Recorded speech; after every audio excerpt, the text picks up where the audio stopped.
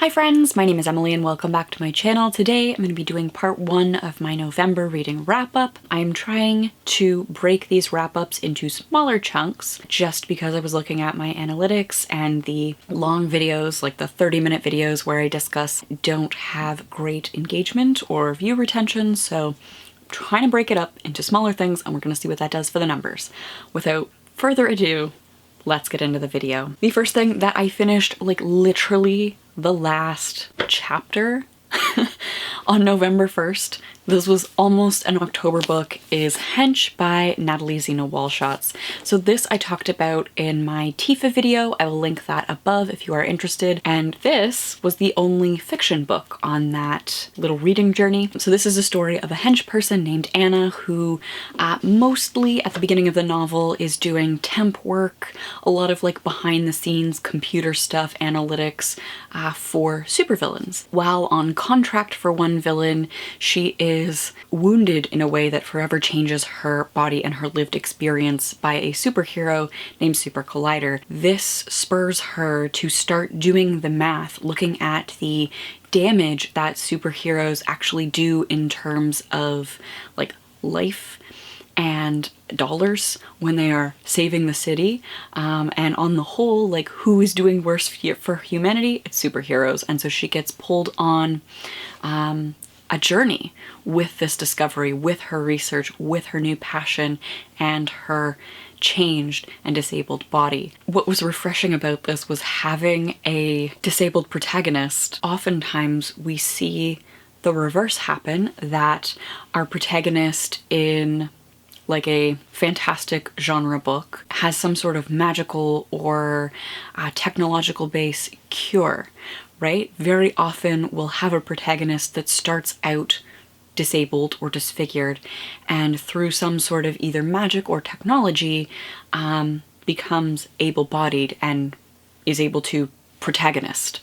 And that is not the case here. We are witnessing somebody who has an acquired disability, who has a changed life, who now lives with chronic pain and has to use a mobility aid. And so we watch our protagonist adapt. I thought I wasn't gonna like this because I am not a Marvel fan, I'm not a DC fan. I've seen a few films here and there, and that's like the extent of my like contemporary superhero knowledge.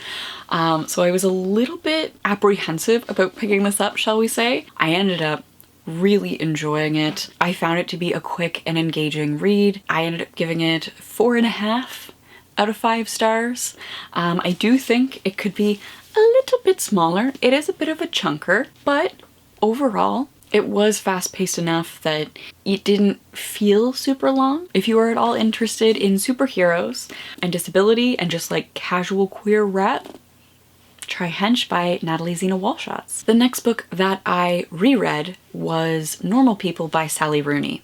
So in 2017, I filmed a reading vlog where I judged a book by the cover, and the first book that I did that for was Normal People by Sally Rooney. It was a book that had a lot of hype around it on YouTube, and people were saying that it was sort of a Marmite book. You either loved it or you hated it. I actually finally edited that reading vlog because I reread this book. You can watch the vlog above to see my thoughts, but I did really enjoy rereading Normal People by Sally Rooney, so much so that I borrowed it and listened to it a second time. So I actually reread Normal People twice in November so far. I find it very cozy now. So this is the story of Marianne and Connell, who are two high school students together. Connell is very popular, Marianne is very unpopular. They are both very smart. They're like competing for the top grades in their class. Connell's mom cleans for Marianne's family, and that's sort of how they have a connection outside of school and how the friendship and relationship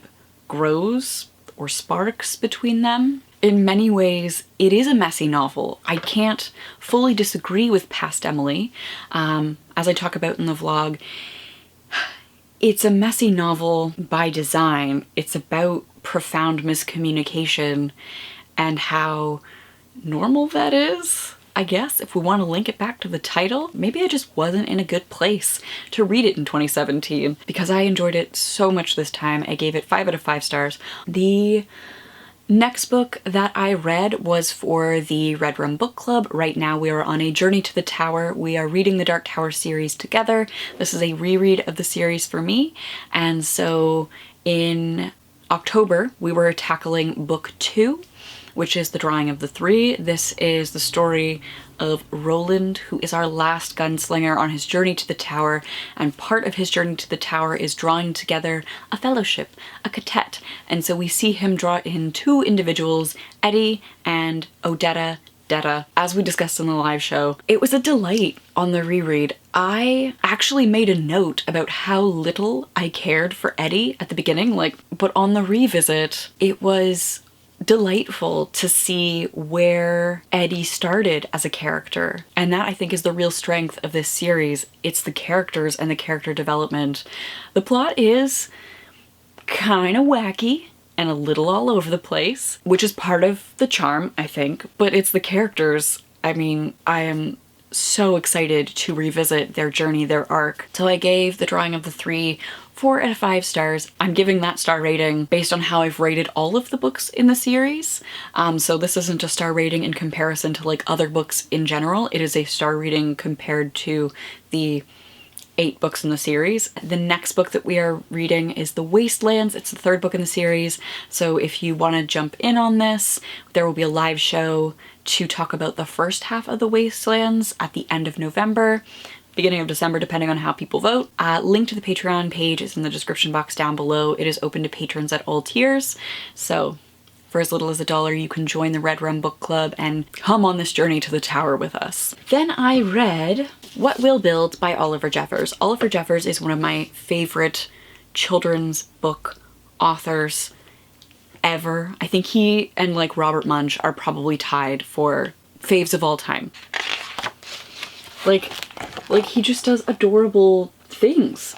They are so gorgeous to look at, and because he is a parent, he is a father, I feel like a lot of this reads very well. There's just a certain cadence that lends itself to a story time and a reading aloud. I just think it's so gorgeous. So it's about building a future with his daughter. I gave it 5 out of 5 stars. It was a new buy for me. It was part of my most recent book haul. That was the last of my Indigo employee discount book haul, so I will link that above as well if you're interested in seeing what other things I hauled. Last night, I finally finished Loveless by Alice Oseman. This is obviously the most personal novel that Oseman has written.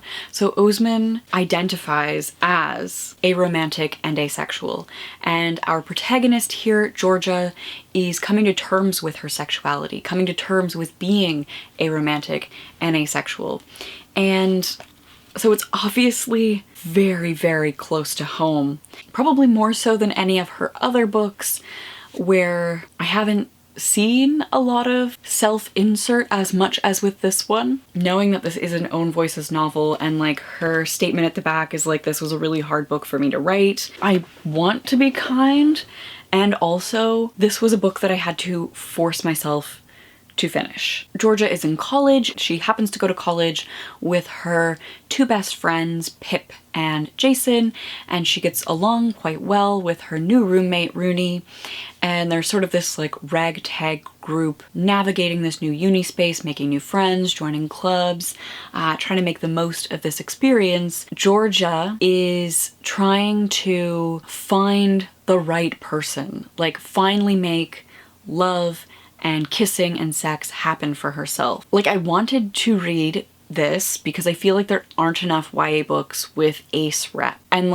I want to understand it better. So reading something that is so closely tied to questioning and how Georgia makes sense of love, because she loves her best friends, but not in a sexual way, not in a romantic way. And watching that be articulated, I thought was really interesting. I finished it because of the learning and the different perspective that I haven't seen in YA before, but I didn't enjoy it, and I'm sad because I have really enjoyed Alice Oseman's other books. She wrote Solitaire, Radio Silence, and I Was Born for This, and the Heartstopper graphic novel. I've picked up 2 of her other novellas around the Heartstopper character, Charlie. I have found her other works just so like delightful and charming in a way that I didn't find this. And I feel like an asshole because it's obviously so personal. Not that most authors don't put a lot of their blood and sweat and tears into this. It just feels like... it feels like I'm being an asshole, basically. I gave this a 3 out of 5 stars because in terms of like the learning and like the thinking through thought process that Georgia does for us as readers, like sort of demonstrating the thought process in questioning sexuality, I think that was done really well. In terms of the plot and the pacing, and I feel like the voice was a little bit weird. Like it's almost positioned like Georgia is like one of those like teen rom-com characters who, like in Easy A, how she's like narrating her own story. It almost felt like she was narrating in that way. I was waiting for that to pay off and become apparent, where she's like, "Dear readers, thank you for listening to my journey. Here is my term paper." I was waiting for that and it didn't happen, and it made the point of view of the whole, like the narrative point of view of the whole story then feel really weird because there wasn't that payoff. If you are looking for Ace Arrow rep, this could be for you. If you are looking for like first year of college stories, I would say give Loveless by Alice Oseman a try. Those are the 5 or 6, if you count Normal People twice because I read it twice, books that I read in November so far. Let me know your thoughts on these books in the comments down below. Have you read any of them? What did you think? Thank you, patrons, for your support. I really appreciate it. If you are interested in becoming a patron and joining the Red Rum Book Club on our journey to the tower, the link for that is down below as well. Thank you all so much for watching. Stay safe. I hope you're doing okay, and I'll see you soon. Bye.